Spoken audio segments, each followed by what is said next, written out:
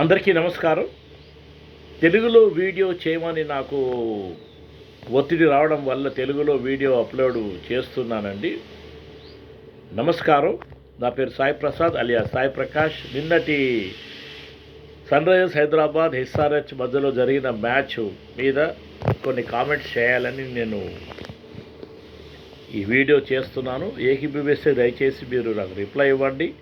నా mail ID మీకు తెలుసు, goodluckprasad@gmail.com. నా ఛానల్ పేరు Hyderabad blues on cricket analysis. విషయం ఏమిటి అంటే, థింగ్స్ని గ్రాంటెడ్గా తీసుకోవద్దు.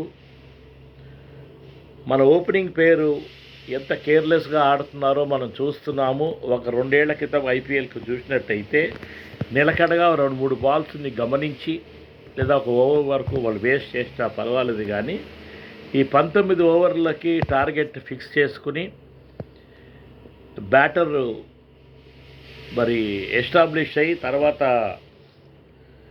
రన్స్ సాధించేవారు. ఇప్పుడు అలా లేదు. మరి ఏం టార్గెట్స్ ఇచ్చారో తెలియదు, కానీ ఫ్రాంచైజ్ మరి రూల్స్ పెట్టిందేమో తెలియదు, కానీ బాల్ 1 దగ్గర నుంచి వాళ్ళు కొట్టడం మొదలు పెడుతున్నారు. అది సంజు శాంసన్లో కూడా అదే యాటిట్యూడ్ నేను చూశాను. ఇటు అభిషేక్ శర్మ కావచ్చు, లేదా అప్పుడే వచ్చిన ఇషాన్ కిషన్ కావచ్చు. ముఖ్యంగా ఓపెనింగ్ బ్యాటర్సు విధ్వంసకరమైన బ్యాటింగ్ చేయాలి. ఆ రోజు రాజస్థాన్ రాయల్స్తో కూడా మనం వైభవ్ సూర్యవంశీ, యశస్వి జైస్వాల్ ఏ విధంగా వాళ్ళు షాట్స్ కొట్టబోయి అవుట్ అయ్యారో మనకు తెలుసు. రాజస్థాన్ రాయల్స్ నుంచి బ్యాటింగ్ ఆర్డర్ ఉన్న టీంని మనము ఓడించాము అంటే అది బౌలర్స్ గొప్పతనం అని నేను అనట్లేదు, కానీ ఓవర్ కాన్ఫిడెన్స్ బౌలర్ని చిత్తు చేయాలి. బాల్ 1 నుంచి బౌలర్స్ చిత్తు చేయాలి, విధ్వంసకరమైన బ్యాటింగ్ చేయాలి అని ఆలోచనతో దిగి అసలు బ్యాటింగు అనేది ఎలా ఉండబోతోంది, ఎలా ఉంటుంది ఫ్యూచర్లో అనేది ఒక డెమాన్స్ట్రేషన్ మాత్రం వాళ్ళు ఇస్తున్నారండి. ఏది ఏమైనా ఒక 2-3 ఏళ్ల క్రితం ఐపీఎల్, 3-4 క్రితం ఐపీఎల్ బౌలర్ స్టాండర్డ్ చూసినట్టయితే సిస్టమేటిక్గా ఉండేవారు. జహీర్ ఖాన్ టైం గురించి మాట్లాడుతున్నాను, బాలాజీ టైం గురించి మాట్లాడుతున్నాను, మునాఫ్ పటేల్ వాళ్ళ టైం గురించి మాట్లాడుతున్నాను. అటువంటి టైంలో బౌలర్సు బ్యాటర్స్కి ఇద్దరికి సరియైన ఇంపార్టెన్స్ ఉండేదండి. ఇప్పుడు ఐపీఎల్ వచ్చేటప్పటికి ఎలాగైతే సన్ రైజర్స్ హైదరాబాదు బ్యాటింగ్కి ఎక్కువ ప్రాముఖ్యత ఇచ్చి బౌలర్స్ కొత్త బౌలర్ చిన్న బౌలర్స్ని అంటే యంగ్స్టర్స్ని తీసుకుంది. అయితే ఇంక్లూడింగ్ హర్ష భోగ్లే అండ్ చాలామంది అనలిస్టులు కూడా ఎస్ఆర్హెచ్ బౌలింగ్ విషయంలో మాత్రము వాళ్ళు అప్పుడప్పుడు కామెంట్ చేస్తూ ఉంటారు. బౌలింగ్ విషయంలో ఎస్ఆర్హెచ్ మరి ఎలా ఉండి వీక్గా ఉంది అన్న విషయం కూడా వాళ్ళు పదే పదే మాట్లాడుకుంటూ ఉంటారు వాళ్ళ కామెంటరీ బాక్స్లో కూర్చొని. ఇది కూడా నేను గమనించాను. అయితే బౌలింగ్ వీకా స్ట్రాంగ్గా అనేది కాదు, కొత్త బౌలర్స్ అవకాశం ఇవ్వడం అనేది ఆలోచించినట్టయితే ఎస్ఆర్హెచ్ దగ్గర ఉన్న బౌలర్స్ రాణిస్తున్నారు అని చెప్పవచ్చు. ఎందుకంటే మనము ఒక మ్యాచ్ గెలిస్తే 2 మ్యాచ్లు గెలిస్తే మనం అనుకోవచ్చు ఫ్లూక్ అని, కానీ బౌలర్స్ పర్ఫామ్ చేస్తున్నారు. అయితే బ్యాటర్స్ సపోర్టింగ్గా ఉంటే మంచిది అని నా అభిప్రాయం. ఎందుకంటే బ్యాటర్స్ అది కేర్లెస్గా ఆడకుండా సిస్టమేటిక్గా 5 మంది బ్యాట్స్మెన్ కన్నా ఎక్కువ అవకాశం రాదు. కాబట్టి ఓపెనర్స్ కనీసం ఒక 10 ఓవర్లు ఆడి 1 డౌన్ 2 డౌన్ ఒక 12-14 ఓవర్ల వరకు ఆడి 3 డౌన్ 4 డౌన్ మ్యాక్సిమం 5 డౌన్ వరకు 20 ఓవర్లో కంప్లీట్ చేసినట్టయితే ఒక విధ్వంసకరమైన బ్యాటింగ్ చేసే అవసరం లేనప్పటికీ 225-230 కెపాసిటీ ఉన్న ఎస్ఆర్హెచ్ ప్రతి మ్యాచ్ కనుక అటువంటి స్కోర్ కొట్టినట్టయితే మన బౌలర్స్ అవలీలగా వాళ్ళ ఒక చతురత చూపించి మన స్పిన్నర్స్ సెలక్షన్ సరిగ్గా లేకపోయినప్పటికీ, కాంబినేషన్ సరిగ్గా లేకపోయినప్పటికీ అవతల టీం మీద ఒత్తిడి పెంచి మనం మ్యాచ్లు గెలిచే అవకాశం ఉంటుందని నేను భావిస్తున్నాను. ఏదేమైనప్పటికీ కూడా నిన్న చెన్నై సూపర్ కింగ్స్ మ్యాచ్ ఓడిపోయిందనే విషయం ఉన్నప్పటికీ మన బ్యాటర్స్ మాత్రము విధ్వంసకర బ్యాటింగ్ చేయబోతే అవుట్ అయ్యారు.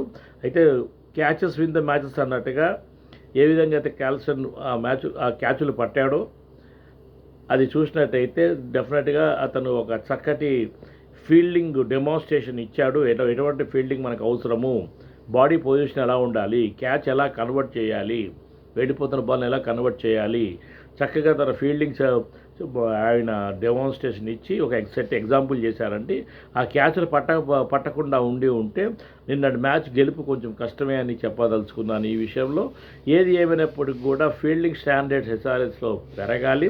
అదొకటి. Ground maintenance point of view Hyderabad cricket association ground చాలా అవుట్ఫీల్డ్ చాలా వర్స్ట్గా ఉంది. ఎక్కడ చూసినా ప్యాచెస్ కనబడుతున్నాయండి. ముఖ్యంగా హెచ్సిఏ విషయంలో ఈ కామెంట్ చేసినప్పటికీ most of the grounds India లోపల అవుట్ఫీల్డ్ మరి కార్పొరేట్ గ్రీన్ లాగా ఉంటే మంచిది.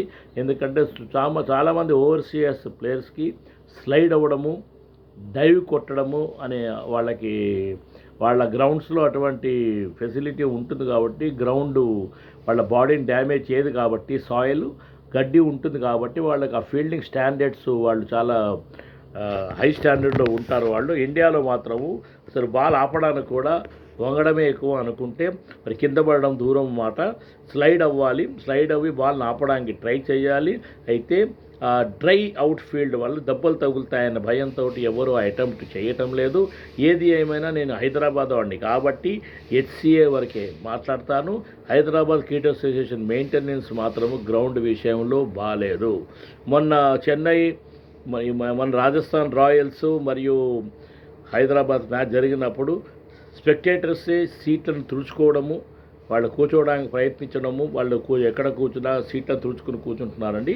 అటువంటి క్లీనింగ్ కూడా హెచ్సిఏ చేయటం లేదు అంటే ఇది మరి హెచ్సిఏ తప్పుదనం అని నేను చెప్పదలుచుకున్నాను. HCA is not performing rightly. HCA need to modify. HCA needs good people around them and HCA needs to behave in such a way that BCCI will try to host so many matches అన్నట్టుగా they have to attract BCCI to host more matches there because HCA pitch is better than any pitch in South India. It is better than Chennai. I can challenge on it. Visakhapatnam and Hyderabad Cricket Association government at Uppal are better venues than compared to Chennai and Bengaluru. That's for sure. ఇది మాత్రం నేను బల్లగుద్ది చెప్పదలుచుకున్నానండి. ఈ point ఏకీభవిస్తే తప్పకుండా నాకు reply ఇవ్వండి sir. మీకు mail ID పైన ఇచ్చాను. ఏదేమైనప్పుడు కూడా things they should not take as the granted. ఎంత గెలిచినప్పటికి కూడా అన్ని పాజిటివ్ కామెంట్సే చేసే మెంటాలిటీ కాదు నాది. క్రికెట్ లాగా చూస్తాను. ఏది ఏమైనా ఓవర్సీయర్స్ ప్లేయర్లు చక్కగా రాణిస్తున్నారని చెప్పాలి. అయితే bowling point of view Indian బౌలర్స్కి ప్రాముఖ్యత ఇవ్వడం ఈ ఐపీఎల్లో మనం గమనించిన విషయము. ఏది అయినప్పటికీ కూడా batting point of view SRH బాగుంది కాబట్టి వాళ్ళు బౌలింగ్ మీద ఎక్కువ ఒత్తిడి పడకుండా అధిక రన్లు సాధించి ప్రతి మ్యాచ్ కనుక వాళ్ళు చక్కటి స్కోరు సాధిస్తే మనము మ్యాచ్లు గెలవడంలో ఏమాత్రము అతిశయోక్తి కాదు అని నేను చెప్తున్నాను. మనం తప్పకుండా మ్యాచ్ గెలిచి తీరుతాము. ఏది ఏమైనప్పుడు నిలకడ అవసరము బ్యాటర్కి.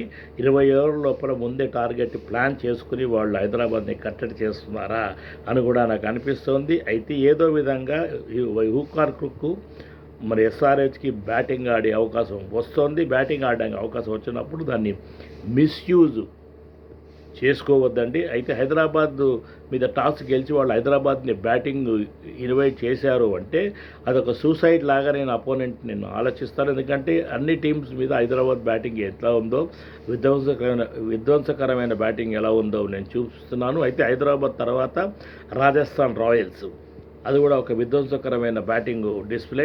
అయితే వాళ్ళు కూడా ఓవర్ కాన్ఫిడెన్స్తో లాస్ట్ టైం వైభవ్ సూర్యవంశీ మీద డిపెండెన్సీ ఎక్కువ ఉంది, యశస్వి జైస్వాల్ మీద ఎక్కువ డిపెండెన్సీ ఉంది.